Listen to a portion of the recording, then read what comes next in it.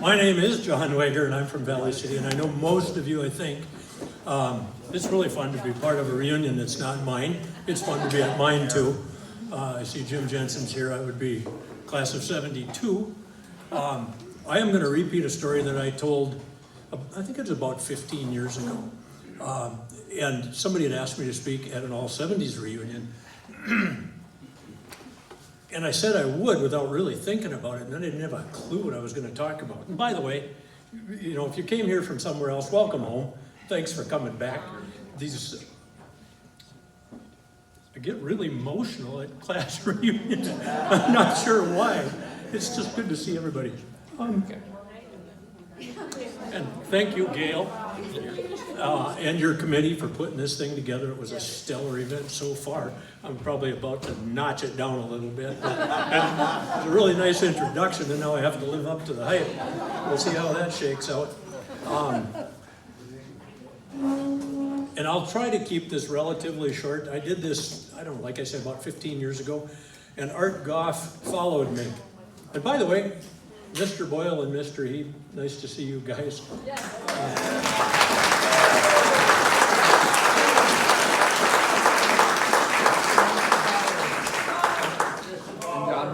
Oh, and Don Bauer, where are you?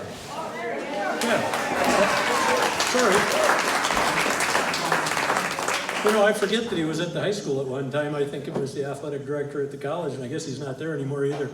Guy can't hold a job.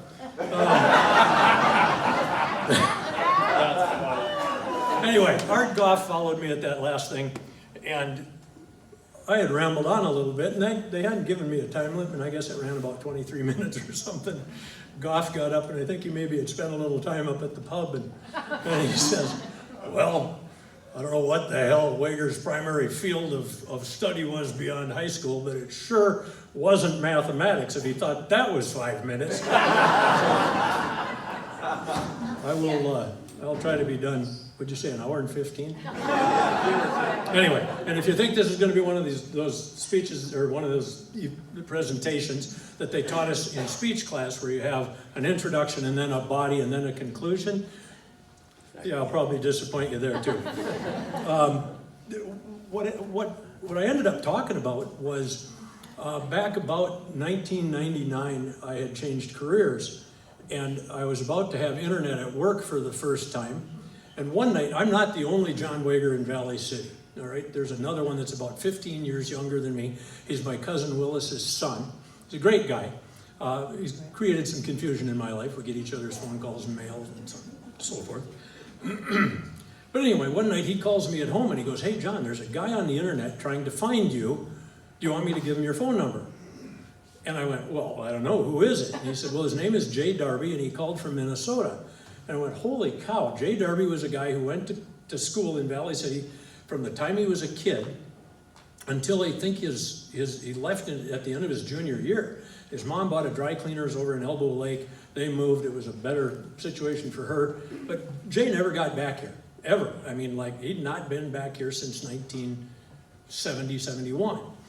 And so we connect and we exchange contact information. And I start coming into work every morning to an email from Jay Darby. And it started with, and Jay has a crazy, incredible mind for detail, all right? So I get these emails, and the first one is, do Coghlan still have the furniture store on the corner across from the library? Well, legit question if you left in 1970. And I was like, oh, I forgot there ever was one, you know? And then he began to walk me down Central Avenue. And the next one was, you know, is the Gamble's store still there? Well, no, Gamble's is gone too.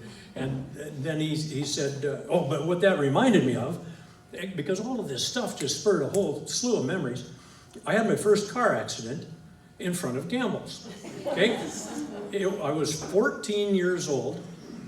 Steve Girton was 14 and a half. I had a permit. Steve had a license. That made it legal for me to drive with Steve. Okay, so we're in my mom's Chevelle. It's raining. It's dark. We're driving up Central, and underneath the overhang at Gamble's is Deb Meyer and Melba Gentry, whose dad was probably the only Studebaker Toyota dealer ever in the history of the world. He had both franchises where Bayshore is now. And so I'm 14 and I'm driving and I want to make sure everybody knows I'm driving. And so I'm honking the horn and we're waving and Deb Myers is hollering, hooch! And for the life of me, I'm 111 years old. I have no idea why we said that, but for several years, every time we saw somebody from our class, we'd holler, hooch!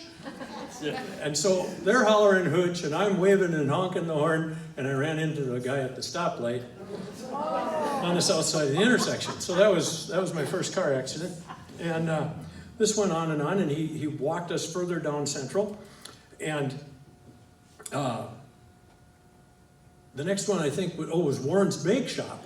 All right, well, I used to walk down to Warren's Bake Shop at noon if I had a few cents and buy a chocolate Long John. That was my thing. I liked chocolate Long Johns.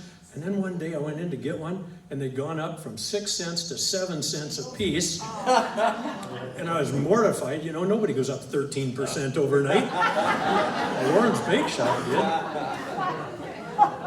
And Valley Paint and Glass was a store in that same stretch. And, you know, they're a survivor. They're probably the only, I'm not going to go out on that limb, but they're probably one of the few stores left in Valley City that was operating then. And that's Tim Sorensen and his mom, Dale, in Virginia, mom and dad, Dale, in Virginia.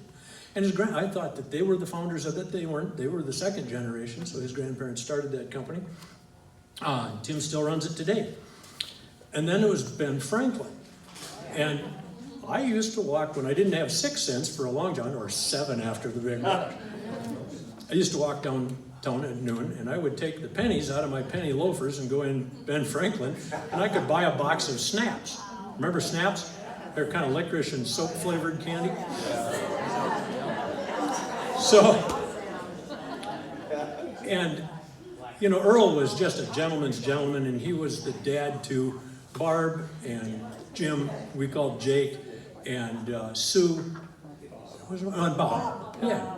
And just a nice man. And if you remember Mary Paulson, who's now married to Earl Pomeroy, she worked at the Times Record for a long time. And when Earl Kelly died, she wrote a striking editorial or a commentary about him for the Times Record, in which she said that when she was little, she thought he was Ben Franklin.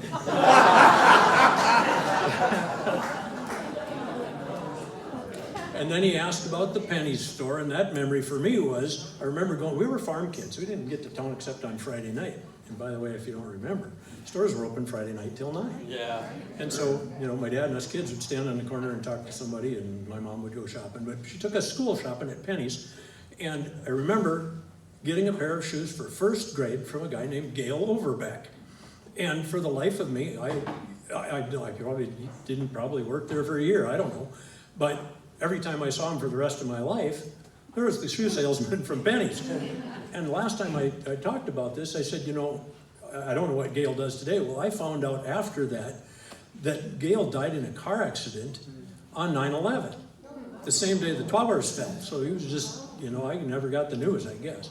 He and his wife were killed in a car accident. Then across the street, he asked about Pillar Theater. Well, of course, Pillar Theater was Dutton's by this time. It was a coffee shop. And that reminded me, when I got out of the Army, my dentist was Dr. Ireland up above Dutton's, and I went up there, and he wouldn't charge me for my dental exam because I'd just come home from the Army. Yeah. And then, well, I thought it was cool. And then there was Woolworths, right? The only store in the world with a lunch counter and parakeets for sale on the same wall. And I remember going in there with Dale Harris after school one day, and I didn't have any money. But man, they had those 2 machines that sprayed Kool-Aid up into the air and flowed down the side. I always wanted some of that, and I never got any, and now I'm probably a little thankful that I never got it. It makes you wonder how often that machine was emptied and how often it was cleaned. Right? And then there was the Ace Hardware store, and I don't know, must have been last summer. They went out of business. Finally locked her up for good, and I went in, and I'm kind of a junk collector, and I like to buy antiques, buy and sell antiques. And so I went in and I bought a lot of their old signage, and I bought just all kinds of junk out of the basement. And there was 1940s inventory down there, by the way.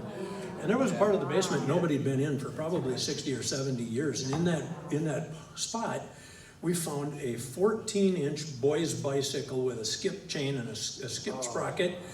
And I ended up buying that thing, and I took it to a show that I do in suburban Chicago, and Robbie Wolf from American Pickers happened to be there, and I sold it to him.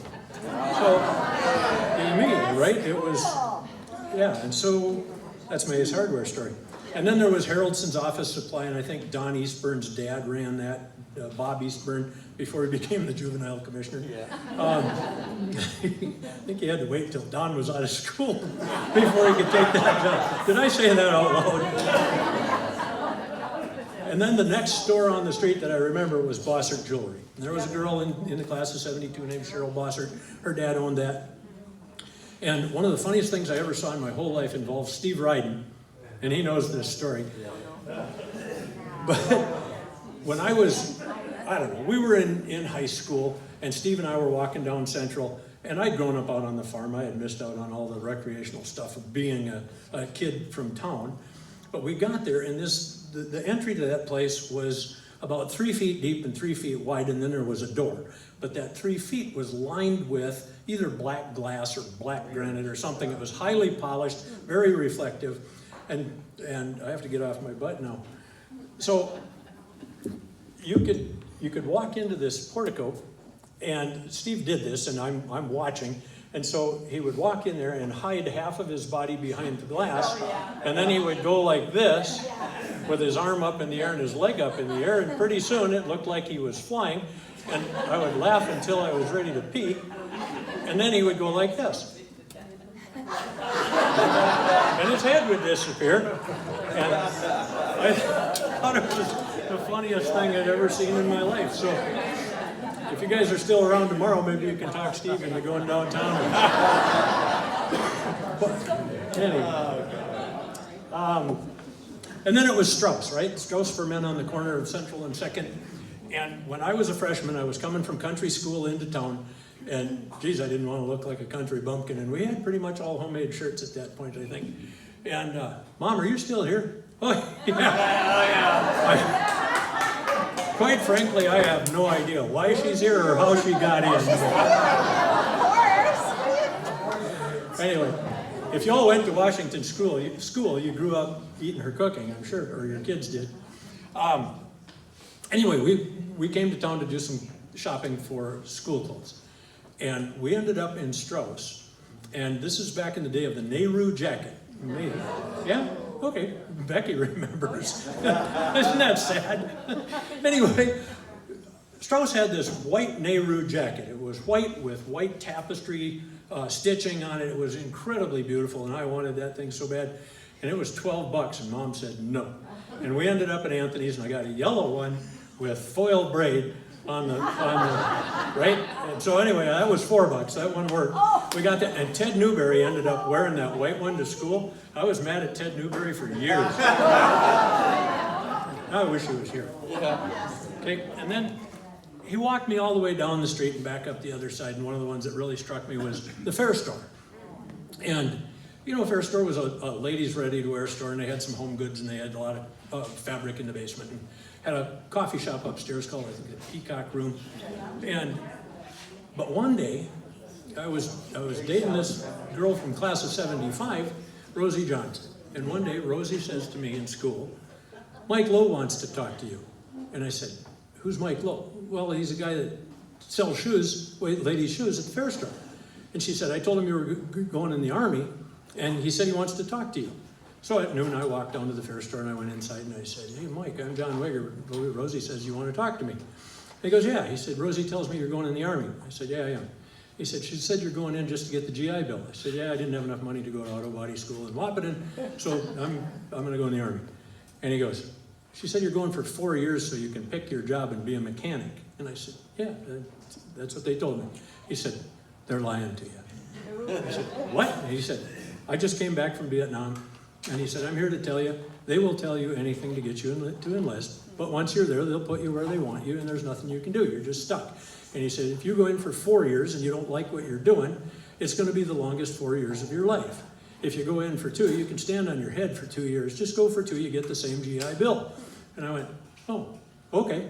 I'd never met him before, I haven't seen him since, but I owe him a huge debt of gratitude.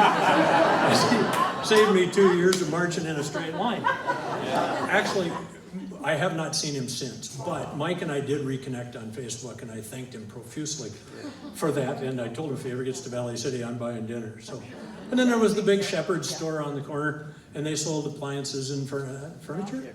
Yeah, they had all kinds of stuff. And records, that's right, they had the biggest LP selection in Valley City. $4, I think, for an LP at that time. Anyway, they're not there anymore, as are most of the stores. They're gone, but they built an empire on cable television in Jamestown and Valley City. They've done very well, very well. Roy Shepherd is the son that runs it now. And then there was Foss Drug across the street from there. I think probably the only place in my life I've had a frozen Coke. And then I remember there was a magazine section there that was huge. And I'd run in there at noon to get something or to get a frozen Coke. And there'd be boys from our class in the magazine department, and they'd be reading magazines that you unfolded. And Tom Nix, who was the manager there at that time, would go over and grab him by the ear and take the magazine away, put it away, and kick him out of the store. And then a couple years later, he ran for sheriff and got elected. And I'm thinking, that's probably the qualification he had for being sheriff. How many of you live in a town where there's an independent shoe store? 1, 2. Yeah, handful. Can there be anybody, I said this 15 years ago, and it's just more true today. Can there be anybody on the planet who has more experience selling shoes and running a shoe store than Damon Bond? Can't be possible, right? He must be about 100 years old. So most of these, you're probably not going to go buy glass or flooring at Valley Paint and Glass, but if you want to have a little trip back in time, get a great buy on a great pair of shoes, and get just re-energized, go see Damon before you leave town. Just go see him. They're actually cheaper than shoes. They are. Same shoe. Yeah. Yeah. Nice. Thank you. Yeah, she's right. They are. You will get a great buy on a great pair of shoes and unmatched service in the universe. So, and if you see Damon, tell him I said so. Remember the Loop? We all drove the Loop. We went from the A&W to the Dairy-O to the Dairy Queen and back again. And sometimes when you were going up there, up Central, there was like a dozen people sitting on the wall. Thank you. Yeah. Sitting on the wall. Yeah, yeah. Ray Larson's house, Jane Larson's mom and dad. I think Jane Larson was what, class of 73? Yes. Yeah. Okay, so my favorite wall story in the whole world, I wish Cole Seaborn was here. I just love to humiliate him in front of all of you. I do this regularly. But this would have been our freshman year, I think. Cole's dad had gotten a brand new Cadillac Eldorado. First car I ever saw with a power sunroof. Cole's out driving around town with his friends in the car, and he's driving up Central, and there's 15 people sitting on the wall, and he honks the horn. He does it Jon Wagar. He honks the horn and waves like this, and sideswiped 4 parked cars. He didn't get the car back for a week or so. And KOVC, right, the Valley City station. Remember the kid DJs we had? We had, where are you, Dale? The Wild Hair. Yep. Jack Ingstead was the son of the owners, and he went by Master Jack. Played that song, It's a Strange, Strange World We Live In, Master Jack. Robbie Olson, Dale Olson's kid. Rick Dunn, where are you? There he is. And his name on the radio was Little Richard. I had to look to find him. He's still kind of Little Richard, right? Yeah, okay. Mike Trebold was there. We had good representation at the radio station as kids. And KOVC had a little tiny car that they used for promotional purposes, had the call letters on the side of the car. It was a BMW Isetta. And an Isetta was a car that makes a smart car look big. It was tiny, it had one door. You opened the door in the front of the car, the steering wheel swung out, 2 people could sit on a tiny little bench seat, and then you drive away in it. Well, they sold it, and our classmate, Ron Elstrom, bought the thing, and he worked on it more than he drove it. But one night it was running, so we took it to a basketball game at the auditorium. And when we came out, It was laying on its side in a snowbank. And it was so tiny that he and I were able to flip it back down onto its wheels. It was a 2-cycle engine. So you mixed the gas and oil, didn't have to worry about the crank. We got in it, started it up, and drove it home. Oh my God. Yep. In those days, there were gas stations everywhere. You remember that? Yeah. We had Earl's Texaco, we had Ed's Texaco, Gene Lohendorf service on the East End, Gordon's DX. Where's Gordon? He's here somewhere. Your dad. Your dad had a DX station, right? Yeah. On the West End, Van Erden's service. West End Mobile Peg Garage sold gas, which now was McCurley's and now it's a thrifty shop. The John Deere dealership sold gas. There was Jake's Golf, Mark Hill's Phillips 66, Barry Bjornson's Phillips 66. There were just gas stations everywhere in those days. And there were just as many restaurants. Anybody tried to buy breakfast in Valley lately? Yeah. I'm sorry, I shouldn't have said that. But back then, they were everywhere. And most of them were owned by family members of kids we know. And there was the 3 drive-ins that I already mentioned. There was Mac's Cafe on the West End. Dolly's Cafe, where's Jerry Doll? He's so short you can't see him. Jerry Doll, that was your mom and dad, right? Where? Dolly's Cafe. Are you listening? Crying out. There was the American Cafe, that was the Kramers. Crawford's Cafe was the Crawfords. The Highliner Cafe, which is where my mom worked. On the night I had that accident, she was working, and I had to go confess. There was Sourdough Sam's. Remember that was in. If you could eat that 4-pound hamburger, it was free or something. Yeah. And the Pizza Corner, right? Pizza Corner Rock. You people come home from wherever, you stop and get a pizza before you go see mom and dad, don't you? Sure. Seaborn worked at the Pizza Corner, and we hung out a lot when we were in high school, and honestly, we still do, 52 years later. Every time I'd go in there to see him or go in to eat, that song, Brandy, You're a Fine Girl, would be playing. I hated that song like none other, and it was always on at the Pizza Corner. We had hardware stores galore. We had Gamble's, Coast to Coast, which was Wally Schmidt, I think Craig Schmidt's dad. Vandervik's, Jim and Joe's dad, had our own hardware store. Fogarty's Ace Hardware, Fleet Wholesale, and I might be missing a couple. There was retail galore here. While I was doing all this walking down the street, I don't know why, but we used to run up to Hannah Field for Fayette, had to run to Fayette, right? And then do Fayette and then run back to the school. But anyway, we'd sometimes be walking by the Cheyenne Care Center. Remember Howard? Oh, yeah. Howard was an old guy with some disabilities who sat on the front steps of the nursing home in a wheelchair, smoking his pipe nonstop. And he was just a fixture. Charlie Brown, right? I mean, who didn't know Charlie Brown? He was a good friend of yours, Jim. Yeah? Yeah. They had the good sense to name the baseball field after him. And I'll bet you half the people in town have no idea why it's called Charlie Brown Field. Or at least they're assuming something. John, Freddie Sloan was the lead, well, there he is there, and he's the one that got Charlie started with doing stats and everything. Seriously, thank you, Fred. Isn't it fun to be from a small community where everybody knows part of the story? I don't know this. Yeah. That's cool. While I was doing this exercise with Jay Darby by email, as I said, I just had 1,000 things go through my head every day. And the strongest emotion I got came from 3 words, and it was unbelievable. And so I'm just going to ask you, this is irritating, I know. I want you to close your eyes, take a deep breath, relax a little bit, and see if you get it like I did. Ed's popcorn stand.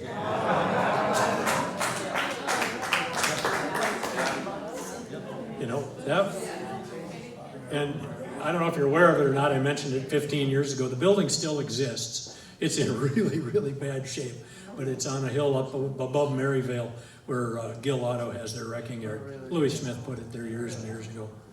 Anyway, osmosis is the diffusion of to a lesser. No, yay, wait.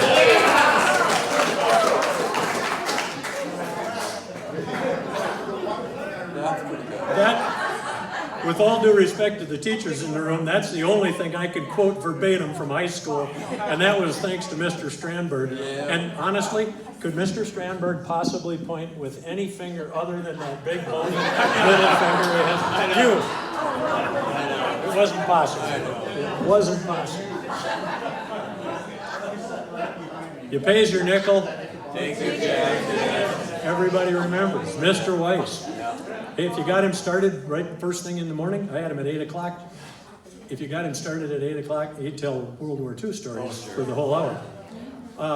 Michelle, I shared that classroom with your brother Don. I did. And periodically, Don would be fairly sleepy when he got to school at 8. And I only saw it happen once, but Mr. Weiss very quietly, while he was lecturing, walked up to the board and picked up a meter stick, and it was the extra heavy-duty version, and Don was sound asleep with his head on the desk, and he brought that head down just millimeters from Don's head. And Don didn't go back to sleep that day. And if you see him, you can tell him I told the story too. There was Mrs. Leeson, one of the kindest teachers I ever had. I was not a good student, and I was certainly not a cooperative student, and she was tolerant and kind.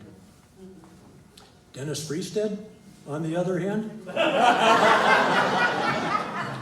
the only time I've ever been picked up by my shirt, I laughed out loud at Arlie Simpson in algebra class. And I found myself pinned to a plaster wall in Ritchie, too. Yeah. Remember walking by the teacher's lounge at break time? If the door opened, can you imagine going back to those days? Yeah. Mr. Boyle, did you go in there on break? I could smell it down the other end of the hallway. We all could. I'm just wondering, the non-smokers, that had to have been horrible. Anyway, and John Reed, everybody loved John Reed like I do. I had him for choir for all 4 years of high school, went in the Army for a couple of years, came home, he'd moved down to VCSU. I had him for 4 more years. He was just the best. And I just think about all the stuff that we crammed into those 13, those first 18 years of our lives, and I just think, good Lord, we were learning to walk and talk and eat and cook and spell and add, and we just crammed a lot of living into 18 years. And it's kind of a shame that kind of wanes after a while. At least it did for me. But geez, that was fun times. Yeah. I was at a funeral a couple of years ago, and I don't know if you guys remember Dan Redmond, or Greg Redmond. It was Greg, actually, Dan's brother. That was his aunt, and he got up and spoke, and he lived out near where I live now, out in Green Township, and they farmed across from Chuck Redmond and his family, and down the road from Denzel and Bobby Olson, which was, I think Bobby was a Redmond, and all these people were about the same age, the parents and the kids, they were all clustered. And Dan said, or Greg said, we grew up in paradise and didn't realize it. He said, our family. You're right. Our families were our best friends, and they were right there. He said, excuse me, kids today have no idea what that was like. A lot of them, we all got scattered to the wind. And so anyway, our friend Dave Welkin was back recently. He lives in North Georgia in the mountains, and he came back for his mom's 95th or 97th birthday. And we all got together down at the Pizza Corner. By the way, before you leave town, buy some shoes from Damon, but go spend some money with Pizza Dave as well. Dave Welkin always says, old friends are the best friends. And I'd be hard-pressed to argue with him. And I would just encourage you, enjoy each other's company tonight. We're at George Gansky, where are you? George Gansky's Facebook post really made me think a couple months ago. He posted something that said, I'm going to quit bitching about getting old. I got too many friends that didn't get the opportunity. It's unlikely that this entire group will ever be together again. So if you got something to say to somebody, do it tonight. Be nice, but say it tonight. And thanks for listening. I told you there wasn't going to be a